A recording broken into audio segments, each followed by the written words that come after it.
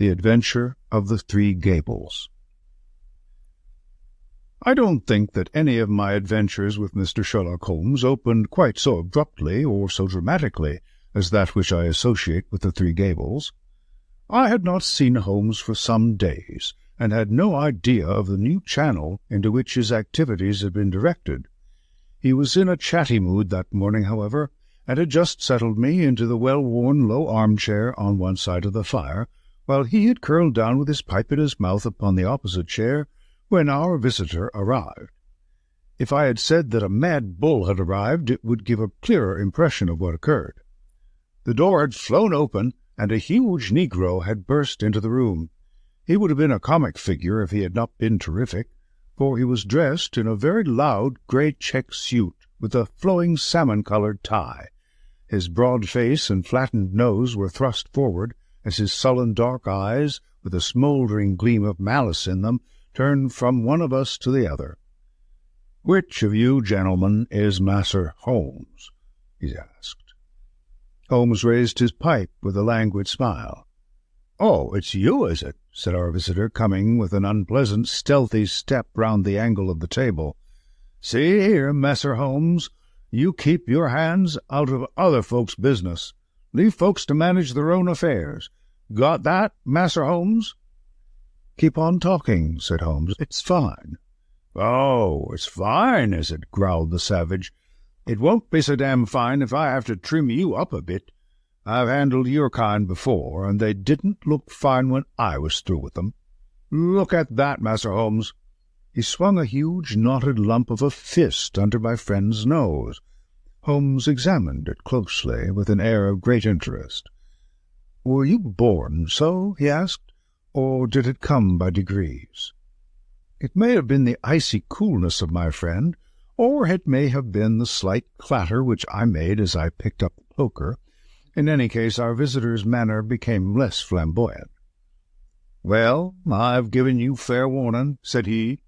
"I've a friend that's interested out Harrow way, you know what I'm meaning, and he don't intend to have no buttin' in by you. Got that? You ain't the law, and I ain't the law either, and if you come in, I'll be on hand also. Don't you forget it." "I've wanted to meet you for some time," said Holmes. "I won't ask you to sit down, for I don't like the smell of you. But aren't you Steve Dixie the bruiser?" "That's my name, Master Holmes, and you'll get put through it for sure if you give me any lip." "It is certainly the last thing you need," said Holmes, staring at our visitor's hideous mouth. "But it was the killing of young Perkins outside the Holborn bar." "What? You're not going?" The negro had sprung back, and his face was leaden. "I won't listen to no such talk," said he. "What have I to do with this here Perkins, Master Holmes? I was trainin' at the bull ring in Birmingham when this boy done gone get into trouble." "Yes, you'll tell the magistrate about it, Steve," said Holmes. "I've been watching you and Barney Stockdale." "So help me the Lord, Master Holmes." "That's enough. Get out of it. I'll pick you up when I want you." "Good morning, Master Holmes. I hope there ain't any hard feelings about this here visit." "There will be unless you tell me who sent you." "Why, there ain't no secret about that, Master Holmes. It was the same gentleman that you've just got done mention." "And who set him on to it?" "S'help me, I don't know, Master Holmes. He just say, 'Steve, you go see Master Holmes, and tell him his life ain't safe if he go down Harrow way. That's the whole truth.'" Without waiting for any further questioning, our visitor bolted out of the room almost as precipitately as he had entered. Holmes knocked out the ashes of his pipe with a quiet chuckle. "I am glad you were not forced to break his woolly head, Watson. I observed your manoeuvres with the poker. But he is really rather a harmless fellow, a great muscular, foolish, blustering baby, and easily cowed, as you have seen. He is one of the Spencer John gang, and has taken part in some dirty work of late, which I may clear up when I have time. His immediate principal, Barney, is a more astute person. They specialize in assaults, intimidation, and the like. What I want to know is who is at the back of them on this particular occasion." "But why would they want to intimidate you?"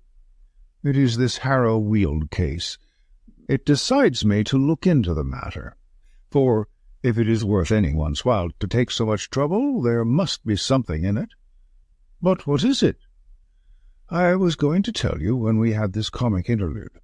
Here is Mrs. Maberley's note. If you care to come with me, we will wire her and go out at once. Dear Mr. Sherlock Holmes, I read, I have had a succession of strange incidents occur to me in connection with this house, and I should much value your advice. You would find me at home any time tomorrow. The house is within a short walk of the Weald station. I believe that my late husband, Mortimer Maberley, was one of your early clients. Yours faithfully, Mary Maberley. The address was the Three Gables, Harrow Weald. So that's that, said Holmes. And now, if you can spare the time, Watson, we will get upon our way. A short railway journey and a shorter drive brought us to the house, a brick and timber villa standing in its own acre of undeveloped grassland. 3 small projections above the upper windows made a feeble attempt to justify its name. Behind was a grove of melancholy half-grown pines, and the whole aspect of the place was poor and depressing. None the less, we found the house to be well furnished, and the lady who received us was a most engaging elderly person who bore every mark of refinement and culture.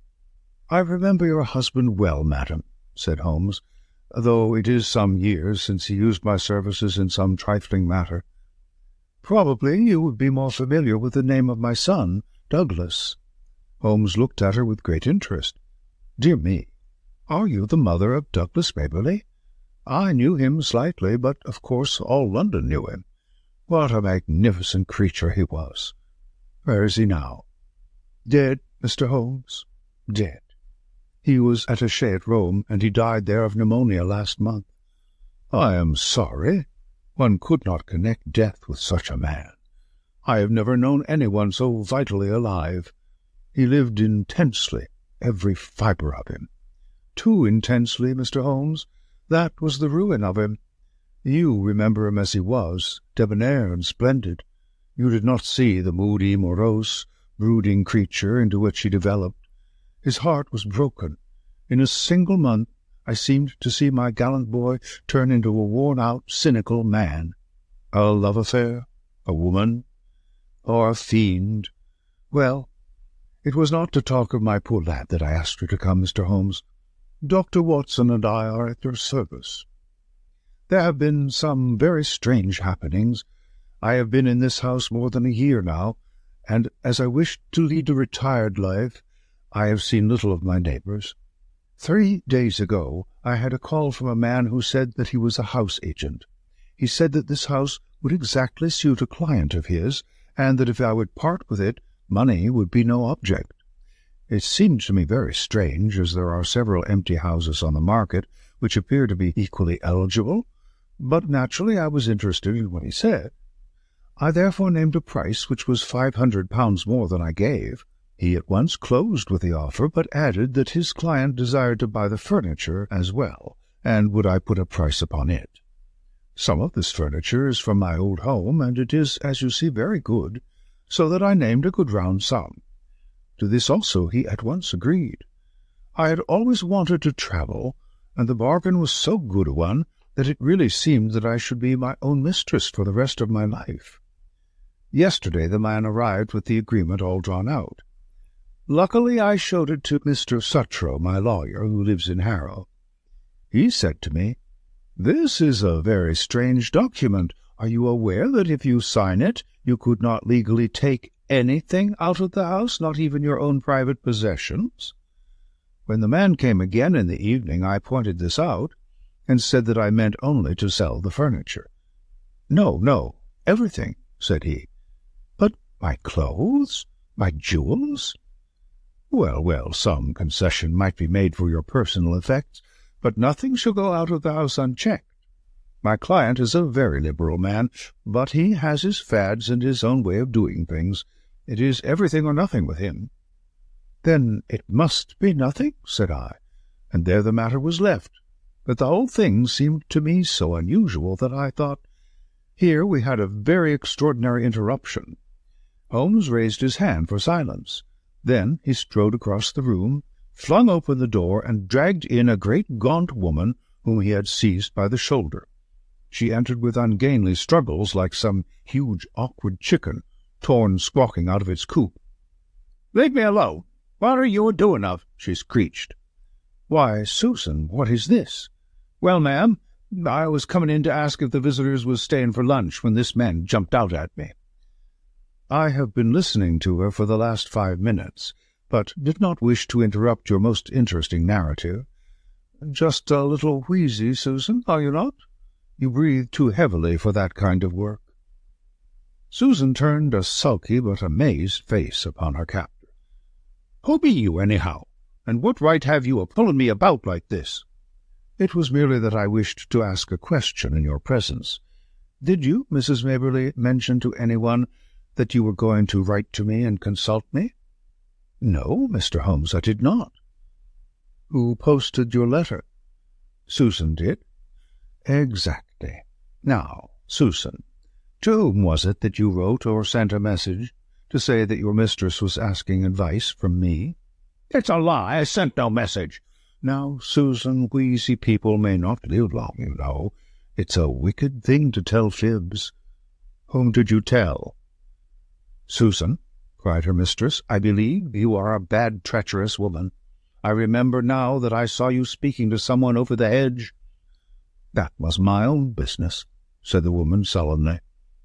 "Suppose I tell you that it was Barney Stockdale to whom you spoke," said Holmes. "Well, if you know, what do you want to ask for?" "I was not sure, but I know now." "Well, now, Susan, it will be worth £10 to you if you will tell me who is at the back of Barney." "Someone that could lay down £1,000 for every 10 you have in the world." "So, a rich man?" "No." You smiled. "A rich woman?" "Now we have got so far, you may as well give me the name and earn the tenner." "I'll see you in hell first." "Oh, Susan, language." "I'm clearing out of here. I've had enough of you all. I'll send for a box tomorrow." She flounced for the door. "Goodbye, Susan. Paregoric is the stuff. Now," he continued, turning suddenly from lively to severe when the door had closed behind the flushed and angry woman, "this gang means business. Look how close they play the game. Your letter to me had the 10 p.m. postmark, and yet Susan passes the word to Barney. Barney has time to go to his employer and get instructions. He or she, I inclined to the latter from Susan's grin when she thought I had blundered, forms a plan. Black Steve is called in, and I am warned off by 11 o'clock next morning. That's quick work, you know." "But what do they want?" "Yes, that's the question. Who had the house before you?" "A retired sea captain called Ferguson." "Anything remarkable about him?" "Not that I ever heard of." "I was wondering whether he could have buried something. Of course, when people bury treasure nowadays, they do it in the post-office bank. But there are always some lunatics about. It would be a dull world without them. At first I thought of some buried valuable, but why, in that case, should they want your furniture? You don't happen to have a Raphael or a First Folio Shakespeare without knowing it?" "No, I don't think I have anything rarer than a Crown Derby tea set." "That would hardly justify all this mystery. Besides, why should they not openly state what they want? If they covet your tea set, they can surely offer a price for it without buying you out lock, stock, and barrel. No, as I read it, there is something which you do not know that you have, and which you would not give up if you did know." "That is how I read it," said I. "Dr. Watson agrees, so that settles it." "Well, Mr. Holmes, what can it be?" "Let us see whether by this purely mental analysis we can get it to a finer point. You have been in this house a year, nearly 2. All the better. During this long period no one wants anything from you. Now, suddenly, within 3 or 4 days, you have urgent demands. What would you gather from that?" "It can only mean," said I, "that the object, whatever it may be, has only just come into the house." "Settled once again," said Holmes. "Now, Mrs. Maberley, Has any object just arrived?" "No, I have bought nothing new this year." "Indeed. That is very remarkable. Well, I think we had best let matters develop a little further until we have clearer data. Is that lawyer of yours a capable man?" "Mr. Suttrow is most capable." "Have you another maid, or was the fair Susan, who has just banged your front door, alone?" "I have a young girl." Try and get Suttrow to spend a night or two in the house. You might possibly want protection." "Against whom?" "Who knows? The matter is certainly obscure. If I can't find what they are after, I must approach the matter from the other end and try to get at the principal. Did this house-agent man give any address?" "Simply his card and occupation, Haynes Johnson, auctioneer and valuer." "I don't think we shall find him in the directory. Honest businessmen don't conceal their place of business. Well, you will let me know any fresh development. I have taken up your case, and you may rely upon it that I shall see it through." As we passed through the hall, Holmes's eyes, which missed nothing, lighted upon several trunks and cases which were piled in the corner. The labels shone out upon them. Milano, Lucerne. These are from Italy. They are poor Douglas's things. You have not unpacked them? How long have you had them? They arrived last week. But, you said, why, surely this must be the missing link. How do we know that there is not something of value there? There could not possibly be, Mr. Holmes. Poor Douglas had only his pay and a small annuity. What could he have of value? Holmes was lost in thought. "Delay no longer, Mrs. Maberley," he said at last. "Have these things taken upstairs to your bedroom. Examine them as soon as possible and see what they contain. I will come tomorrow and hear your report." It was quite evident that the Three Gables was under very close surveillance, for as we came round the high hedge at the end of the lane, there was the negro prize-fighter standing in the shadow. We came upon him quite suddenly, and a grim and menacing figure he looked in that lonely place. Holmes clapped his hand to his pocket. "Looking for your gun, Massa Holmes?" "No, for my scent bottle, Steve." "You are funny, Massa Holmes, ain't you?" "It won't be funny for you, Steve, if I get after you. I gave you fair warning this morning." "Well, Massa Holmes, I done think over what you said, and I don't want no more talk about that affair of Master Perkins. Suppose I can help you, Master Holmes? I will." "Well, then, tell me who is behind you on this job." "So help me the Lord, Master Holmes, I told you the truth before. I don't know. My boss Barney gives me orders, and that's all." "Well, just bear in mind, Steve, that the lady in that house and everything under that roof is under my protection. Don't you forget it." "All right, Master Holmes, I'll remember." "I've got him thoroughly frightened for his own skin, Watson," Holmes remarked as we walked on. "I think he would double-cross his employer if he knew who he was. It was lucky I had some knowledge of the Spencer John crowd, and that Steve was one of them. Now, Watson, this is a case for Langdale Pike, and I am going to see him now. When I get back, I may be clearer in the matter." I saw no more of Holmes during the day, but I could well imagine how he spent it, for Langdale Pike was his human book of reference upon all matters of social scandal. This strange, languid creature spent his waking hours in the bow window of a St. James's Street club, and was the receiving station as well as the transmitter for all the gossip of the metropolis. He made, it was said, a 4-figure income by the paragraphs which he contributed every week to the garbage papers which cater for an inquisitive public. If ever far down in the turbid depths of London life there was some strange swirl or eddy, it was marked with automatic exactness by this human dial upon the surface. Holmes discreetly helped Langdale to knowledge, and on occasion was helped in turn. When I met my friend in his room early next morning, I was conscious from his bearing that all was well, but none the less a most unpleasant surprise was awaiting us. It took the shape of the following telegram: "Please come out at once. Client's house burgled in the night. Police in possession. Suttrow." Holmes whistled. The drama has come to a crisis, and quicker than I had expected. There is a great driving power at the back of this business, Watson, which does not surprise me after what I have heard. This Sutro, of course, is her lawyer. I made a mistake, I fear, in not asking you to spend the night on guard. This fellow has clearly proved a broken reed.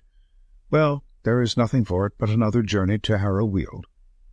We found the Three Gables a very different establishment to the orderly household of the previous day. A small group of idlers had assembled at the garden gate, while a couple of constables were examining the windows and the geranium beds. Within we met a grey old gentleman who introduced himself as the lawyer, together with a bustling, rubicund inspector who greeted Holmes as an old friend. "Well, Mr. Holmes, no chance for you in this case, I'm afraid. Just a common, ordinary burglary, and well within the capacity of the poor old police. No experts need apply." "I am sure the case is in very good hands," said Holmes. "Merely a common burglary, you say?" "Quite so. We know pretty well who the men are and where to find them. It is that gang of Barney Stockdale, with the big nigger in it. They've been seen about here." "Excellent. What did they get?" "Well, they don't seem to have got much. Mrs. Maberley was chloroformed, and the house was— here's the lady herself." Our friend of yesterday, looking very pale and ill, had entered the room, leaning upon a little maid-servant. "You gave me good advice, Mr. Holmes," said she, smiling ruefully. "Alas, I did not take it. I did not wish to trouble Mr. Sutro, and so I was unprotected." "I only heard of it this morning," the lawyer explained. "Mr. Holmes advised me to have some friend in the house. I neglected his advice, and I have paid for it." "You look wretchedly ill," said Holmes. "Perhaps you are hardly equal to telling me what occurred." "It is all here," said the inspector, tapping a bulky notebook. "Still, if the lady is not too exhausted, there is really so little to tell. I have no doubt that wicked Susan had planned an entrance for them. They must have known the house to an inch. I was conscious for a moment of the chloroform rag which was thrust over my mouth, but I have no notion how long I may have been senseless.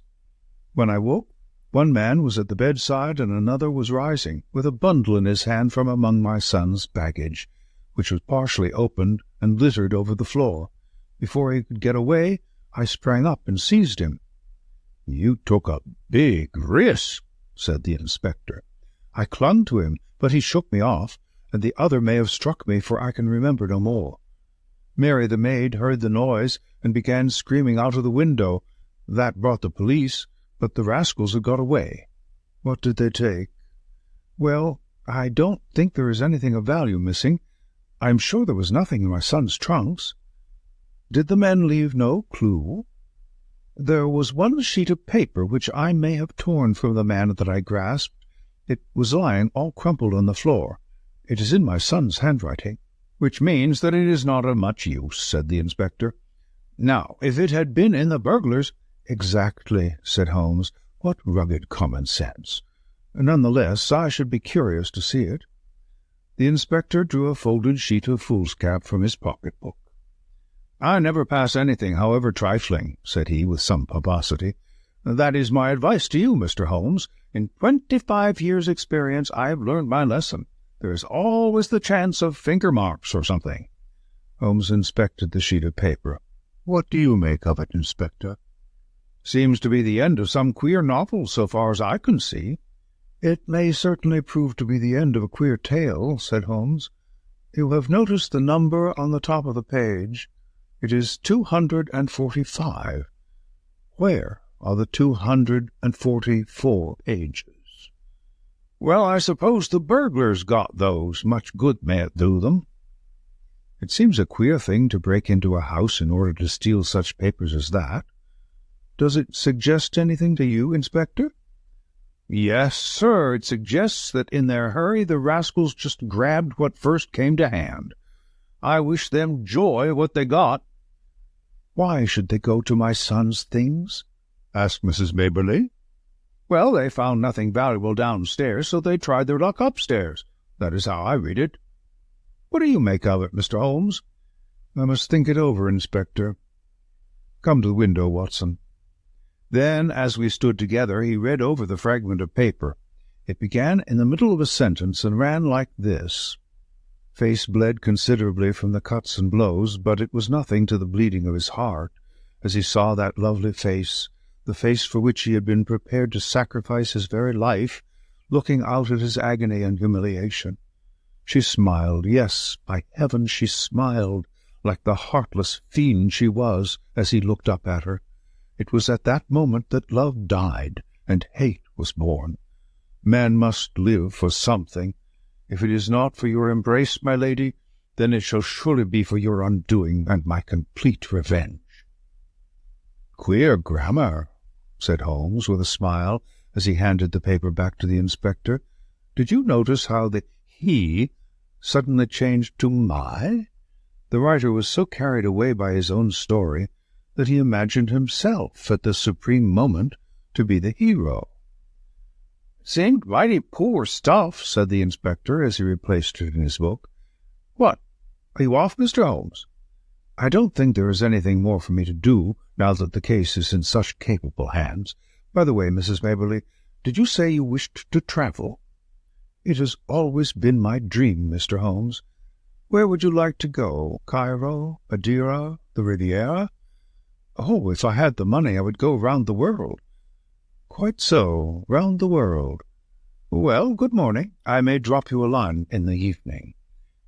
As we passed the window, I caught a glimpse of the inspector's smile and shake of the head. These clever fellows have always a touch of madness. That was what I read in the inspector's smile. "Now, Watson, we are at the last lap of our little journey," said Holmes, when we were back in the roar of central London once more. "I think we had best clear the matter up at once, and it would be well that you should come with me, for it is safer to have a witness when you are dealing with such a lady as Isadora Klein." We had taken a cab and were speeding to some address in Grosvenor Square. Holmes had been sunk in thought, but he roused himself suddenly. "By the way, Watson, I suppose you see it all clearly?"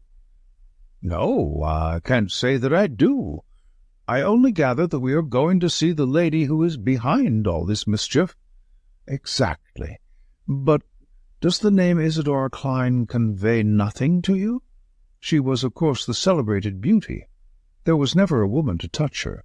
She is pure Spanish, the real blood of the masterful conquistadors, and her people have been leaders in Pernambuco for generations. She married the aged German sugar king Klein, and presently found herself the richest as well as the most lovely widow upon earth. Then there was an interval of adventure, when she pleased her own tastes.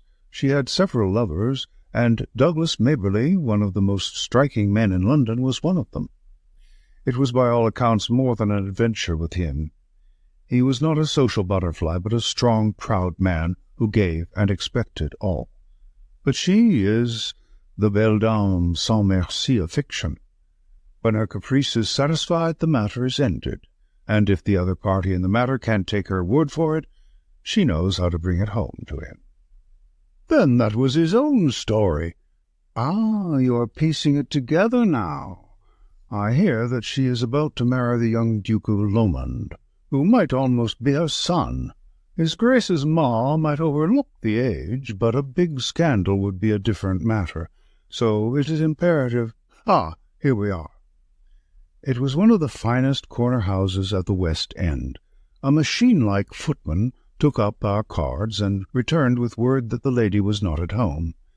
"Then we shall wait until she is," said Holmes cheerfully. The machine broke down. "Not at home means not at home to you," said the footman. "Good," Holmes answered. "That means that we shall not have to wait. Kindly give this note to your mistress." He scribbled 3 or 4 words upon a sheet of his notebook, folded it, and handed it to the man. "What did you say, Holmes?" I asked. "I simply wrote, 'Shall it be the police, then?' I think that should pass us in." It did, with amazing celerity. A minute later we were in an Arabian Nights drawing-room, vast and wonderful, in a half-gloom, picked out with an occasional pink electric light. The lady had come, I felt, to that time of life when even the proudest beauty finds the half-light more welcome. She rose from a settee as we entered, Tall, queenly, a perfect figure, a lovely mask-like face, with two wonderful Spanish eyes which looked murder at us both. "What is this intrusion, and this insulting message?" she asked, holding up the slip of paper. "I need not explain, madame. I have too much respect for your intelligence to do so, though I confess that intelligence has been surprisingly at fault of late." "How so, sir?" "By supposing that your hired bullies could frighten me from my work. Surely no man would take up my profession if it were not that danger attracts him. It was you, then, who forced me to examine the case of young Maberley?" "I have no idea what you are talking about. What have I to do with hired bullies?" Holmes turned away wearily. "Yes, I have underrated your intelligence. Well, good afternoon. Stop. Where are you going?" "To Scotland Yard." We had not got half-way to the door before she had overtaken us and was holding his arm. She had turned in a moment from steel to velvet. "Come and sit down, gentlemen. Let us talk this matter over. I feel that I may be frank with you, Mr. Holmes. You have the feelings of a gentleman. How quick a woman's instinct is to find it out. I will treat you as a friend." "I cannot promise to reciprocate, madame. I am not the law, but I represent justice, so far as my feeble powers go. I am ready to listen, and then I will tell you how I will act. No doubt it was foolish of me to threaten a brave man like yourself. What was really foolish, madame, is that you have placed yourself in the power of a band of rascals who may blackmail or give you away." "No, no, I am not so simple. Since I have promised to be frank, I may say that no one save Barney Stockdale and Susan, his wife, have the least idea who their employer is. As to them, well, it is not the first." She smiled and nodded with a charming coquettish intimacy. "I see. You tested them before. They are good hounds who run silent. Such hounds have a way, sooner or later, of biting the hand that feeds them. They will be arrested for this burglary. The police are already after them. They will take what comes to them. That is what they are paid for. I shall not appear in the matter." "Unless I bring you into it." "No, no, you would not. You are a gentleman. It is a woman's secret. In the first place, you must give back this manuscript." She broke into a ripple of laughter and walked to the fireplace. There was a calcined mass which she broke up with the poker. "Shall I give this back?" she asked. So roguish and exquisite did she look as she stood before us with a challenging smile, that I felt of all Holmes's criminals this was the one whom he would find it hardest to face. However, he was immune from sentiment. "That seals your fate," he said coldly. "You are very prompt in your actions, madame, but you have overdone it on this occasion." She threw the poker down with a clatter. "How hard you are!" she cried. "May I tell you the whole story?" "I fancy I could tell it to you." "But you must look at it with my eyes, Mr. Holmes. You must realize it from the point of view of a woman who sees all her life's ambition about to be ruined at the last moment. Is such a woman to be blamed if she protects herself?" "The original sin was yours." Yes, I admit it. He was a dear boy, Douglas, but it so chanced that he could not fit into my plans. He wanted marriage, Mr. Holmes, with a penniless commoner. Nothing less would serve him. Then he became pertinacious. Because I had given, he seemed to think that I still must give, and to him only. It was intolerable. At last I had to make him realize it, by hiring ruffians to beat him under your own window." "You do indeed seem to know everything. Well, it is true. Barney and the boys drove him away, and were, I admit, a little rough in doing so. But what did he do then? Could I have believed that a gentleman would do such an act? He wrote a book in which he described his own story. I, of course, was the wolf, he the lamb. It was all there, under different names, of course, but who in all London would have failed to recognize it? What do you say to that, Mr. Holmes?" Well, he was within his rights. It was as if the air of Italy had got into his blood and brought with it the old cruel Italian spirit. He wrote to me and sent me a copy of his book that I might have the torture of anticipation. There were 2 copies, he said, one for me, one for his publisher. How did you know the publishers had not reached him? I knew who his publisher was. It is not his only novel, you know. I found out that he had not heard from Italy. Then came Douglas's sudden death. So long as that other manuscript was in the world, there was no safety for me. Of course, it must be among his effects, and these would be returned to his mother. I set the gang at work. One of them got into the house as servant. I wanted to do the thing honestly, I really and truly did. I was ready to buy the house and everything in it. I offered any price she cared to ask. I only tried the other way when everything else had failed. Now, Mr. Holmes, granting that I was too hard on Douglas, and God knows I am sorry for it, what else could I do with my whole future at stake? Sherlock Holmes shrugged his shoulders. Well, well, said he, I suppose I shall have to compound a felony as usual. How much does it cost to go round the world in first-class style? The lady stared in amazement. Could it be done on £5,000? Well, I should think so, indeed. Very good. I think you will sign me a cheque for that, and I will see that it comes to Mrs. Maberley. You owe her a little change of air. Meantime, lady, he wagged a cautionary forefinger, have a care, have a care. You can't play with edged tools forever without cutting those dainty hands. End of the Three Gables.